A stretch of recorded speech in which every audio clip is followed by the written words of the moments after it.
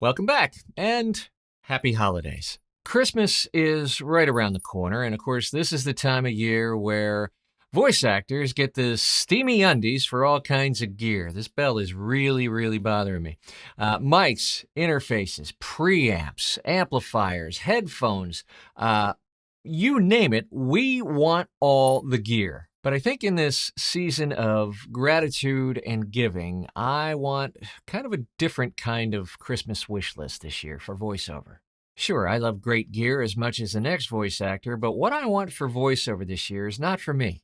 It's for everybody. Everybody that calls themselves a voice actor. So Santa, if you're listening or watching, here's my list. I've checked it twice, and I know you know who's been naughty or nice. Now, my first wish on my list for voiceover this year is that I wish we could all stand up for fair and professional rates. I get it. I get being new. I get imposter syndrome. I get that it's scary to ask prospects for hundreds and sometimes thousands of dollars. But we're so lucky in this business to have established rates both on the union side with SAG-AFTRA and on the non-union side with the GVAA and Gravy for the Brain. Pros use these rates every day, but there are a lot of people who don't quote and get fair, reasonable, professional rates for their voiceover work, and there's only one reason.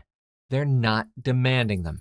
Demanding professional rates means you quote them and you stick to them. Now, that doesn't mean you never negotiate. It just means that your rates and your quotes are in line with standard union or non-union professional rates the overwhelming majority of the time. It doesn't mean you never negotiate. You negotiate appropriately. But being new and unconfident is not grounds for undercutting your brothers and sisters in the business. There's only one reason to cut rate, and that's if you're not a properly trained professional, in which case you're just somebody with a mic and a mouth. Get trained, get really good, and get paid appropriately. Second, and this is no shocker now, I wish everyone would get properly trained. Why? Because if everybody could do this, everybody would. It takes months and years to get good at voice acting, and it takes decades to become elite. Stepping into this business without getting proper training first is literally just asking to have your ass handed to you. It's ill-advised and it's unnecessary.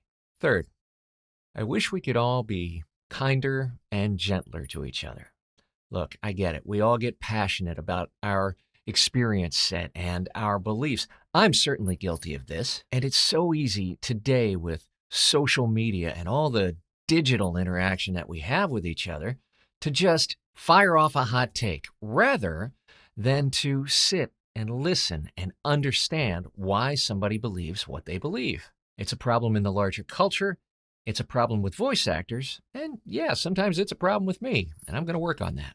I wish all of the pay-to-plays were ethical. Look, the chief offender here, of course, is Voices.com, but they're certainly not the only ones that put profit before talent and clients. These companies control a huge amount of work globally in the voiceover business, and it's a travesty to me that rather than seeing themselves as leaders and stewards of our industry, they couldn't give a reindeer turd about anything else other than putting profit ahead of people, clients, and talent. I wish more voiceover casting pay-to-play sites were run ethically, like Cast Voices, like VO Planet, like Bidalgo, etc. These companies understand what goes into becoming a great voice actor. They know what it means to provide excellent customer service to the VO buyer. They champion fair and established rates for talent, and they get that business is about service and relationships, and they act and run their businesses accordingly. Next, I wish that voiceover were a meritocracy. If you put in the time and the effort and the investment to get proper training, to practice your craft and get really good, if you invest in your gear and you invest in your recording space and you're trying to do all the things right as you build your voiceover career, then I believe a meritocracy would say you can find work and support your family while doing what you love. But so many good voice actors are struggling. Half of us are making less than $8,000 a year. 3/4 of us are making less than $40,000 a year, which means we have a mind-numbingly passive approach to finding work in this business.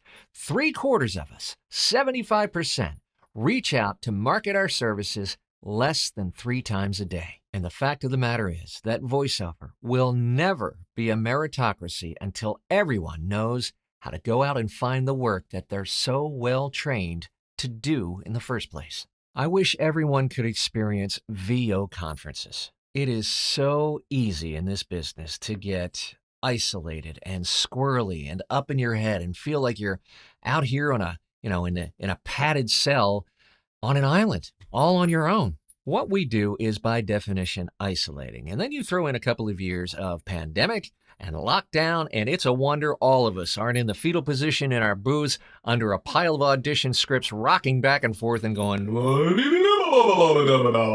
but I also know this. After being in radio, in the corporate world, on the stage, in technology, there is no other community quite like voiceover. We're not competitors. We're collaborators. We're friends, real friends. And nowhere is this more apparent than at voiceover conferences. We get together several times a year and we talk and we laugh and we tell stories and we hug and high-five each other. Did I mention we laugh a lot?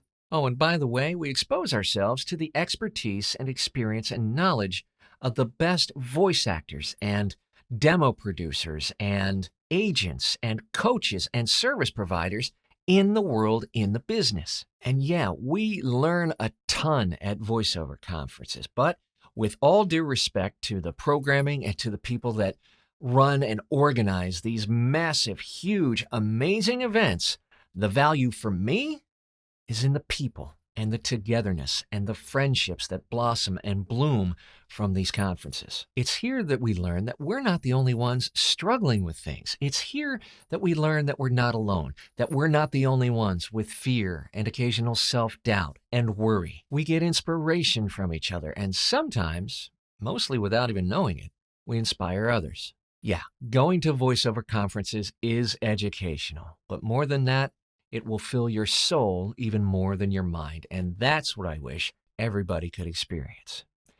I wish everyone could have a friend in the business as good as Craig Williams. Craig and I met years ago at VO Atlanta, and soon after, he asked me to be his accountability buddy, and he asked me if we could do a call each week where we could check in on each other and hold each other accountable, and support each other. And we've been doing that for the last several years. And in that time, he has become my biggest cheerleader and supporter and psychiatrist that I have in the business. It's amazing what you can learn about a person when you share a chat just an hour a week. Craig is a great voice actor. There's no doubt about that. But he's even a better person and a better friend. And I wish everybody, not even just in this business, but everybody at least once in your life, if you could find a friend like Craig, that's what I would wish for you. I wish voiceover had no snake oil salespeople. Look, it takes a metric ton of work to become a professional voice actor. And while the number is still very small, our business, just like most, has our fair share of shysters who will exploit you for your dreams and take your money. They say things like, "Hey, you can make 6 figures while working in your jammies from home doing voiceover." And while that's technically true, you can, and I do. Sometimes I wear my jammies, not always the ugly Christmas sweater.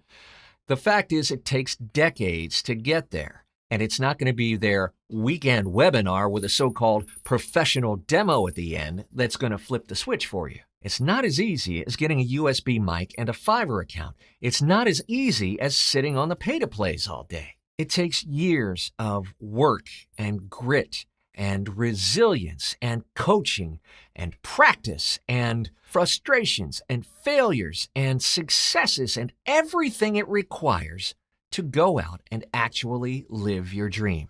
But it's so much easier to be mesmerized by the shiny object and the slick salesperson and the visions of easy money. Just the performance end of this business is astonishingly hard to learn. There are Hollywood celebrity on-camera voice actors who are literally shocked when they come to understand what goes into becoming an accomplished voice actor. And then remember, You still have to learn the audio production and tech end and the marketing and sales end of the business. If someone is touting Fiverr or Upwork or a course or a piece of gear or a webinar, seminar, you name it, as the solution and the thing that's going to make you successful in voiceover, they're lying, because there's not one thing that will make you successful in voiceover. What will make you successful in voiceover is you. It's your grit. It's your resilience. It's your practicing your craft. It's your training, your coaching, your dedication, and your consistency that will make you successful. Everything else is just a tool. Great tools make the job easier, but they don't build the house for you. The VO Freedom Master Plan takes voice actors with no marketing plan, no business plan, relying on the pay-to-plays oftentimes, making part-time income, to having a proven system and a plan to start and grow relationships at scale that lead to consistent booking, business, revenue, and income. Click the link in the description below for that, and also click the link for my Move, Touch, Inspire newsletter, which comes out every Thursdays specifically for voice actors. You can get that for free in the link in the description below as well. If you found value from this video, if you think it helped you, if you think it will help somebody else, more importantly, give us a like and a subscribe, and maybe even hit that notification bell so you'll be the first to know every week when we publish a new video. From my family, my son Robbie and myself, to you and your family, no matter what you celebrate this year, we wish you a happy, a healthy, a warm holiday season. I'm so deeply grateful for your support. Thank you so much, and we'll see you back here soon.